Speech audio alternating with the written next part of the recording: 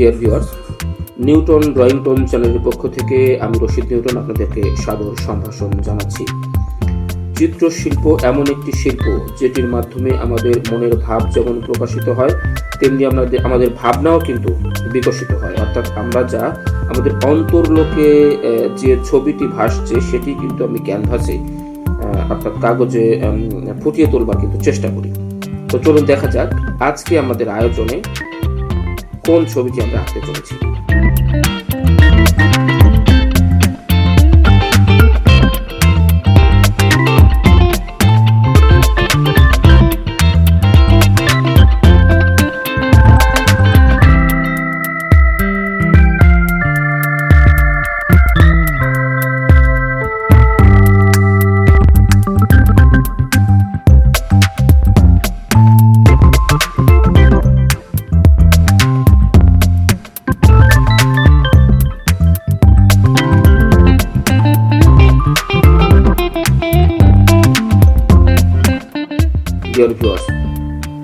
গল্প, সাহিত্য, কবিতায় আসলে নারীদেরকে নিয়ে অনেক কিছু রচিত হয়েছে। কিন্তু কবিতায় নারী সুষমা, নারী সৌন্দর্য, নারী সৌষ্ঠব এগুলো কিন্তু বিশেষভাবে স্থান করে নিয়েছে। তেমনি সাহিত্যের অন্যান্য শাখাতে উপন্যাস বলেন, নাটক বলেন, গল্প বলেন, সব জায়গাতেই কিন্তু নারী চরিত্র বিশেষভাবে স্থান দখল করে আছে। তেমনি চিত্রশিল্প কিন্তু এর ব্যতিক্রম নয়। তাই আজকের এই ড্রয়িংয়ে আমরা সুন্দর একটি নারী মুখের ছবি আঁকার চেষ্টা করব, বা একটি নারীর সম্পূর্ণ অবয়ব আঁকার চেষ্টা করব।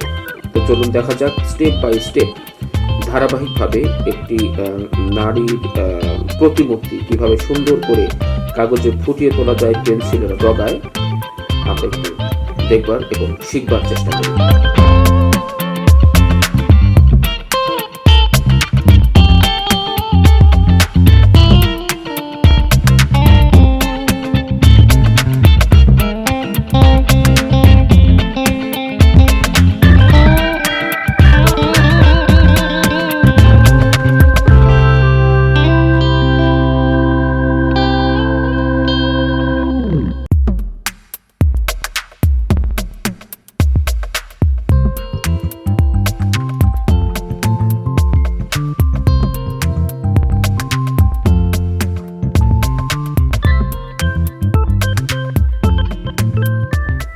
ডিয়ার ভিউয়ার্স, ড্রয়িং এমন একটি শিল্প, অর্থাৎ চিত্রাঙ্কন এমন একটি শিল্প যার মাধ্যমে আমাদের প্রতিভা যেমন বিকশিত হয়, প্রকাশিত হয়, তেমনি আমাদের ভেতরের যে একটি আকুতি, অর্থাৎ মুখের ভাষা ব্যবহার না করেও পেন্সিল, পেন বা রং তুলিতে যে মনের ভাব ব্যক্ত করা যায়, এটি কিন্তু ড্রয়িংয়ের একটি অন্যতম বৈশিষ্ট্য।